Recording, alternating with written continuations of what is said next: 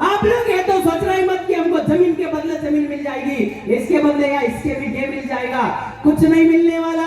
और ये लोग आपको ऐसे क्षेत्र में ले जाकर के फेंकेंगे जहां आपको काका बाबा मामा मामी मोहर मासी किसी का भी पता नहीं रहेगा। ऐसे क्षेत्र में आपको फेंकेंगे, क्योंकि ये उदाहरण हम देख चुके हैं कि हमारा जो माही डैम बना है बांसवाड़ा के अंदर, वहां से एक भाई ढिंडोर परिवार का जब आपका विस्थापित होकर के गुना जिले रामगढ़ में गया, जब हम उनसे मिले तो उनकी आंखों में आंसू थे और वो कह रहे थे कि विलेश भाई मेरी माँ का भी पता नहीं, मेरे बाप का भी नहीं पता, मेरे मामा का भी नहीं पता, मेरा मासी का भी नहीं पता, और दिन में शरणार्थी लोग मेरी छोरियों को पकड़ लेते तो भी मैं कुछ नहीं कर पाता हूँ। ऐसी हालत करके वो रो रहा था। अगर आपके इस 15 गांव में ये लोग खरीद करके आपको भगाए ना, आपकी हालत भी वैसी कर देंगे। इसलिए आपको जाग जाना चाहिए। कांग्रेस आइन बीजेपी बाप नहीं करना है, आपको समाज का सामाजिक सैनिक बन के खड़ा होना है।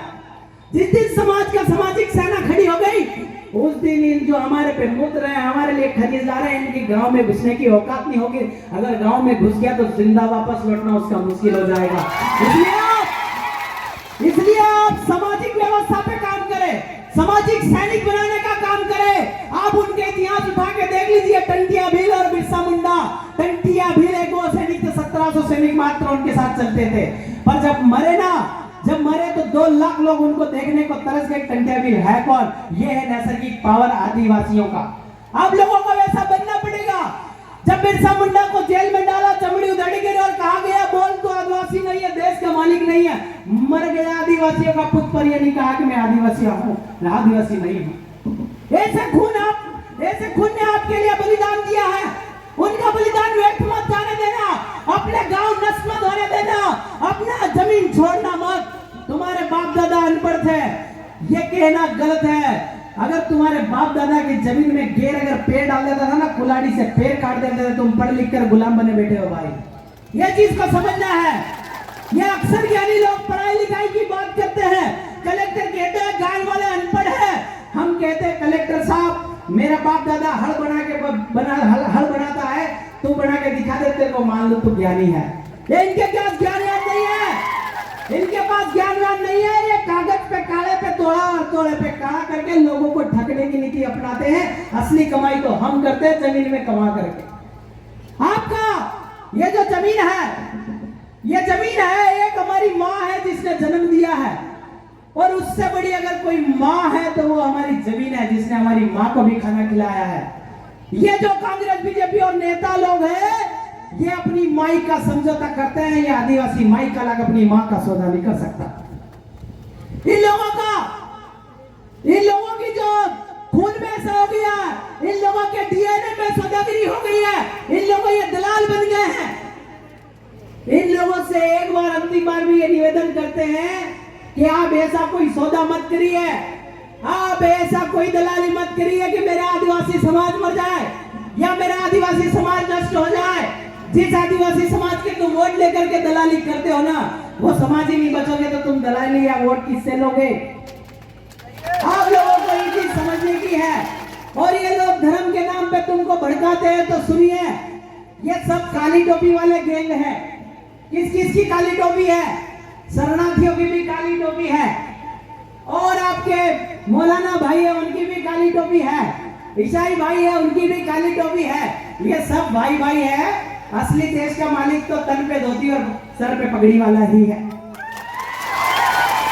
इस देश का लंदर में आप देखोगे जिसके तन पे धोती और सर पे पगड़ी वही आदिवासी है, बाकी सारे विदेशी है। एक 5 जनवरी 2011 के जजमेंट में मार्कंडे काटजू और ज्ञानसुधा मिश्रा ने कहा है, अगर किसी को लगता है कि हम गलत बोल रहे हैं तो वो कोर्ट को चैलेंज करे, रिव्यू पिटीशन लगाए।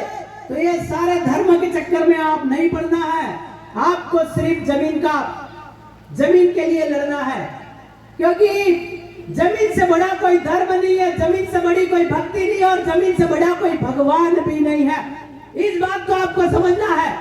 जमीन है तो ही यहाँ पे भगवान है, और जमीन है तो ही यहाँ धर्म है, और जमीन है तो ही यहाँ तुम भक्ति कर सकते हो। जमीन से बड़ी भक्ति, जमीन से बड़ा धर्म और जमीन से बड़ा भगवान कुछ भी नहीं है। इसलिए आप करोड़ों कमाते होंगे, करोड़ों रुपए आपके पास होंगे, करोड़ों आप खा नहीं सकते, खाओगे तो जमीन में उगा हुआ धान ही। इसलिए आप लोग जमीन का सौदा बिल्कुल मत करना। गांव के जो भाई लोग हैं, पटेल हैं, पुजारा है, वो लोग अगर पुलिस वाले कहते हैं कि या फिर कलेक्टर कहता है कि ये सरकारी जमीन है, तो उसका कहना कि सरकारी जमीन है तो सरकार का बाप लाके मुझे दिखा दे तो मैं जमीन तेरे को दे दूंगा। अगर वो उसका बाप नहीं दिखा पाता तो उसकी काई की जमीन। वन विभाग कहता है कि इधर वन विभाग का जमीन है, इधर से हमने पटेल ने काकड़ खींची कि ये तो ये गांव है, उधर काकड़ खींचा ये तो ये गांव है, तो बीच में जंगलात कहां से आ गया भाई? ये जंगलात वाला जो कॉन्सेप्ट है, वन विभाग वाला जो कॉन्सेप्ट है, ये भी हमारे अनुसूचित क्षेत्र अलीराजपुर में लागू नहीं होता है। तो वन विभाग की थ्योरी हमारे पर कैसे लगा रहे हो? अगर कोई लागू होता है तो राजपत्र दिखाए, इनके पास किसी प्रकार का कोई राजपत्र नहीं है। हमने आरटीआई लगा के पूछा कि वन विभाग की जमीन का बाप कौन, तो वो कहता हमें जानकारी नहीं है। तो बिना बाप की जमीन कैसी भाई? सरकारी जमीन जो अनुसूचित क्षेत्र में है वो उसका बाप कौन? तो उनको कलेक्टर कहता है हमको नहीं मालूम। रतलाम कलेक्टर बोलता है कि हमको नहीं मालूम। तो नहीं मालूम तो बिना बाप की जमीन कहां से आई भाई? ये जो है ना, बिल्कुल तरीके से, बिल्कुल फैकोलॉजी तरीके से शासन कर रहे हैं, झूठ बोल के शासन कर रहे हैं, बायलैटरल एग्रीमेंट करके शासन कर रहे हैं। इसलिए आपको समझना होगा, इधर वन विभाग भी नहीं है, इधर सरकारी जमीन भी नहीं है। हमने गांव में खाली पड़ी जो जमीन है, जिसको तुम सरकारी जमीन बोल रहे हो, वो तो हमने ढांडे चरने के लिए रखी थी, ढूंढने के लिए रखी थी, नाचने के लिए रखी थी, और तुम कह रहे हो सरकारी जमीन। हमारे बाप दादा ने ढांडे चरने के लिए जो जमीन रखी थी वही ये लोग कहते हैं सरकारी जमीन। ऐसा कुछ नहीं है भाइयों, ये जमीन हमारी ही है और इन किसी भी कलेक्टर की नहीं है, किसी की भी एसडीएम की नहीं है। अगर यहाँ कलेक्टर एसडीएम साहब हमारे सामने आए तो हम उनको बता देंगे कि किसकी जमीन है। तो आप सब भाई लोगों से ये निवेदन है कि जमीन की लड़ाई में संगठनवाद, पार्टीवाद, व्यक्तिवाद सबसे ऊपर आकर के लड़ाई लड़ो। समाज मरने वाला है, समाज को ये लोग मारने वाले हैं। एनडब्ल्यू जैसी साजिश ला करके आदिवासियों को मार देंगे और आदिवासियों की फसल तो बर्बाद हो गई है, नस्ल भी बर्बाद कर देंगे। ये प्लान इन्होंने एनडब्ल्यू की साजिश में बनाया है, जो पेपर में लिखा है G20 एजेंडा। ये यही एजेंडा है कि आप लोगों को मारने की साजिश है। अभी तक तो जमीन जा रही थी, अभी आपकी मौत पे आकर के गिरी है कि आपकी जान बचेगी कि नहीं बचेगी, ये सवाल है। ये लोग जो है आपको मार देंगे और मरने का टाइम आएगा और आप कहेंगे कि जाग जाए, संभव नहीं है। इसलिए जो भाई लोग, जो समाज सेवी भाई लोग, कार्यकर्ता लोग, ये जो युवा लोग आपको बता रहे हैं कि ऐसी साजिशें हो रही है, इन साजिशों को मान करके लड़ने का हिम्मत लाए, बिरसा और टंटिया को पढ़ने की कोशिश करें। हमारे आदिवासी वो लोग थे, हमारे पुरखे वो लोग थे कि गर्दन कटती थी तो गर्दन अलग हो जाती थी, धड़ चलता था। इतने पावरफुल हम लोग हैं, डरने की कोशिश बिल्कुल मत करना। ये लोग जेल में डाल सकते, इससे ज्यादा कुछ नहीं कर सकते हमारा। और जेल तो हम पहले ही किए थे, जेल तो हमारी पार्ट टाइम गर्लफ्रेंड है, हम डरने वाले नहीं है।